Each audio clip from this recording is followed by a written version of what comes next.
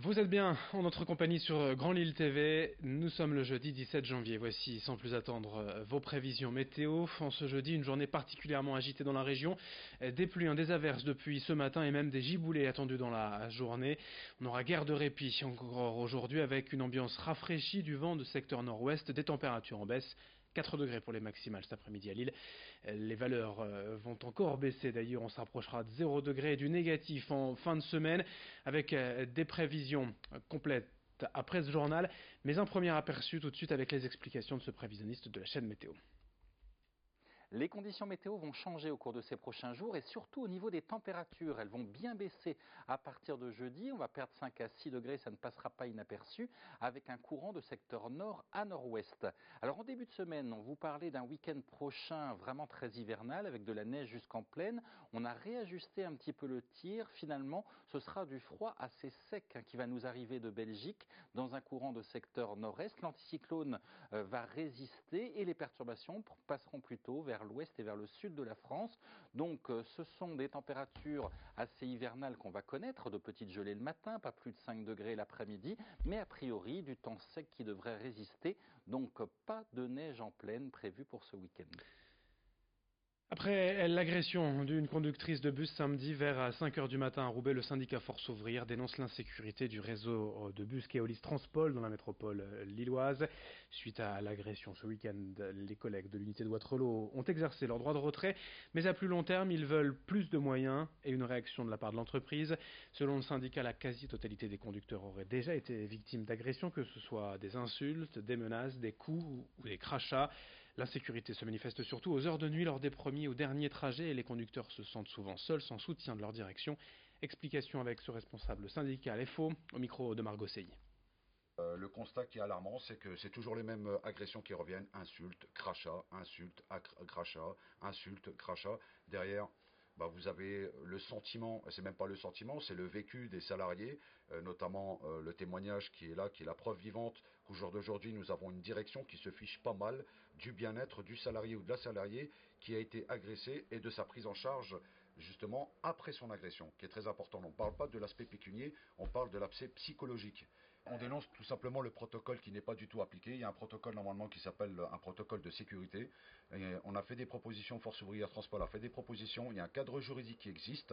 La direction fait la sourde oreille. Au jour d'aujourd'hui, nous la mettons en garde sérieusement que toute prochaine agression, Force Ouvrière Transport agira. L'actualité sociale aussi en marge des Gilets jaunes est apparue ces dernières semaines. La mobilisation des stylos rouges avec des enseignants et des personnels de l'éducation nationale qui manifestent pour de meilleures conditions de travail et des hausses de salaire.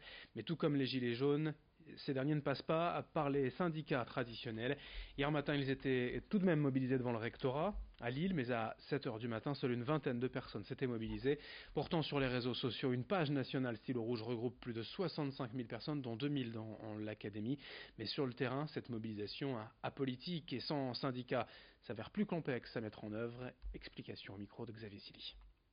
C'est sûr que le côté asyndical gagne en spontanéité, c'est une colère qui vient directement de la base des profs et de l'éducation nationale en général. Après, nous on n'est pas contre un soutien syndical ou une voix portée par l'intermédiaire des syndicats, on ne leur interdit pas du tout de se joindre à nous, mais disons qu'on essaye un peu d'aller plus vite et de court-circuiter les rouages parfois un peu longs de l'administration, y compris parfois des syndicats. Et on ne s'interdit aucun dialogue, nous on attend bien entendu un dialogue avec le ministre, c'est quand même lui notre chef, c'est lui qui doit nous répondre, mais bien entendu en attendant les syndicats et même les corps intermédiaires, la hiérarchie en général est invité à dialoguer avec nous puis à nous apporter des réponses surtout, parce qu'un dialogue sans réponse c'est inutile.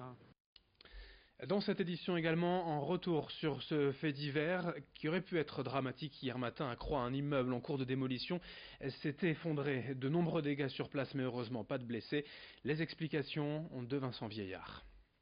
Il était peu avant 11 heures ce mercredi matin quand le bâtiment qui se trouve derrière nous s'est effondré. Nous sommes ici à Croix, au croisement de la rue de la Gare et de la rue des Augiers.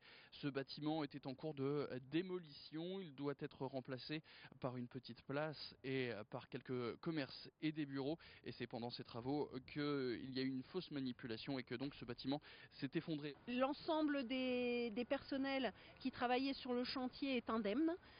Les trottoirs qui bordaient l'entreprise avaient été barriérés, donc la probabilité de retrouver des victimes est très faible. Toutefois, par mesure de sécurité, nous avons pris la décision de faire appel à nos équipes cynotechniques. Donc afin de faire une levée de doute. Une entreprise va passer pour sécuriser l'arbre que vous voyez derrière moi qui est un peu penché. L'entreprise de démolition va sécuriser le site en démolissant la partie pignon qui est encore instable et va opérer l'ensemble du déblaiement des voies de circulation.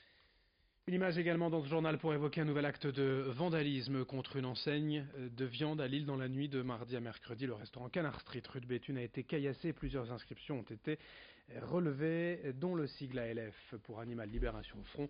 D'autres boutiques ont été la cible des activistes antispécisme. Max Mara, place du Lion d'Or, et à la Comtesse du Barry, rue Esquermoise. À chaque fois, une plainte a été déposée.